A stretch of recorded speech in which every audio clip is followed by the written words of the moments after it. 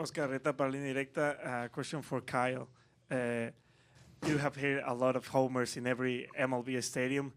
What makes this a different kind of homer for you in the emotional side? Yeah, I think the emotional side of that is what we're wearing across our chest, USA, and obviously the guys that we have on our team. That we've done a really good job of coming together and really feeling like that this is a team.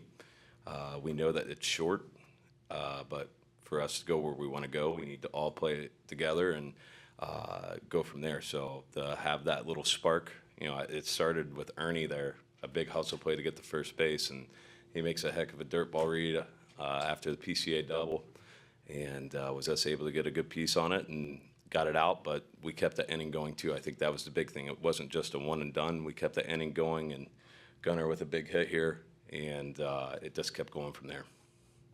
Questions for Team USA? Danielle, we'll get you the microphone. Kyle just mentioned the spark that Ernie provided. Mark, what role did you envision Ernie playing on this roster, and just how have you seen him kind of demonstrate his value over the course of qualifiers? Yeah, kind of the utility role, exactly that. I mean, guy got 30 hits last postseason, set a world postseason record, so he's deserving of being in that room.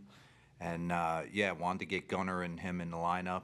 I felt like coming out of Arizona, I felt like everybody was worthy of a start, and wanted to get these guys rolling, and they deserve it. Go to Bob right here.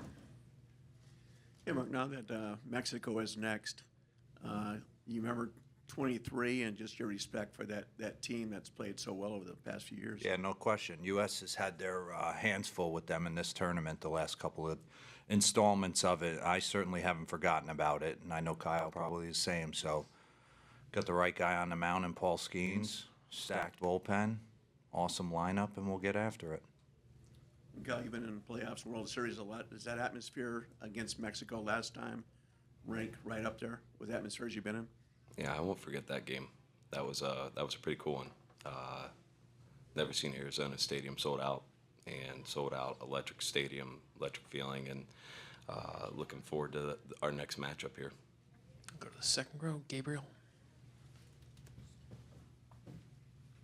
Dero, it took a little while to break through against a GB team yet again for the second time. Why do you think that was, and what changed that allowed you to move on from I think they had some good arms. I mean, the hitters up here could probably attest to that.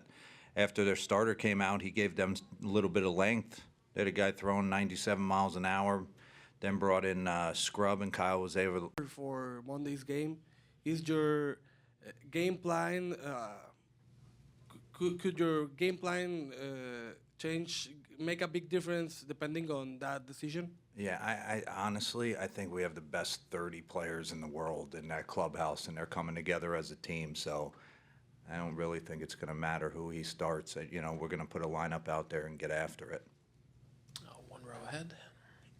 Kyle, you were in Arizona for the 23 WBC, then you were there again that fall for the NLCS. Which one was louder? That's a great question. There's a lot of good moments on both sides in the WBC and in that postseason too. I just, that the WBC sticks out most just for the fact that that was the first time I ever seen that stadium full. Obviously, playing for our countries, and it felt like there was a lot more fans there for Mexico than there were for the U.S. Go to the third row on the left, Sean. Gunnar, can you talk about maybe how the guys that have played in the WBC before, like Kyle, Paul Goldschmidt's played in 3 now, and how they carry themselves differently because of that? Yeah, I mean, being able to lean on them because, like you said, they've played in past ones, being able to just hear from their experiences, just how they went about their business each and every day, and just kind of how to approach different pitchers, different plans and stuff. So it's been really cool to lean on them and learn as much as I can. Go same row on the left. For Mark, for Coach, should we expect even more changes in the lineup for next game? a lot of players that were on the starting the first game played great, like Gunnar here. Yeah.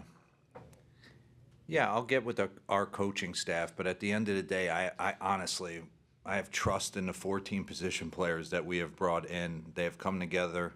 I was able to move the lineup around a little bit tonight. Kyle's hit fourth first game. I know he's hit leadoff for the Phillies before. I knew it wouldn't be big. Gunnar was deserving of getting a start. I mean, bottom line, then he shows up, gets 4 knocks, blacks out on second base after that double. Just some big moments. So, yeah, I just think it's interchangeable parts, and I think that starts with the camaraderie of putting the right guys in the room.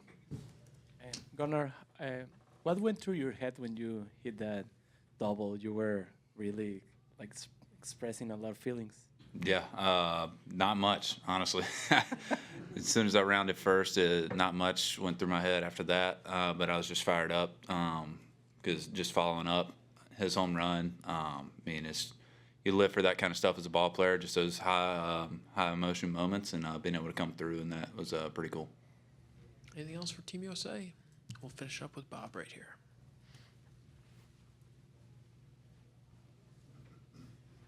To anybody, when they made that error at third base, Clement makes it. Do you think, okay, here we go, this is a break we need? Yeah, I was thinking that. I was sitting on a top step with Dino Ebel the inning before. He goes, we need something, just a walk, something to explode. I also think when their reliever turned and looked in our dugout and had a couple choice words, I think that lit the lineup up as well. All right, we'll finish up real quick right here. Sorry.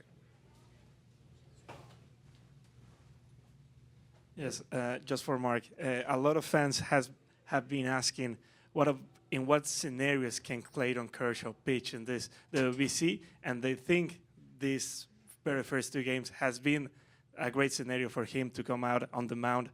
What can you tell us about it? Yeah, I think the situations we ran into in 2023 with the starting pitchers in that Mexico game, we had to use 5 or 6 relievers in that game. We just didn't have the manpower to cover the next game, the Canadian game.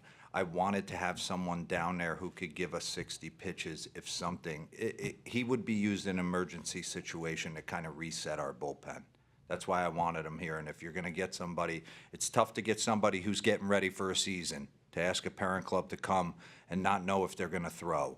So if you're going to go out and find someone, it's got to be someone that is probably retiring or a minor leaguer or something in that ilk. And I felt like I wanted to try and get the best guy in there that these guys could feed off of, the Paul Skeens, the Skubals could learn from, all the pitchers could learn from, and give Clayton an opportunity to put just a tremendous bow on a Hall of Fame career. All right, guys, enjoy the workout day, and we'll see you soon.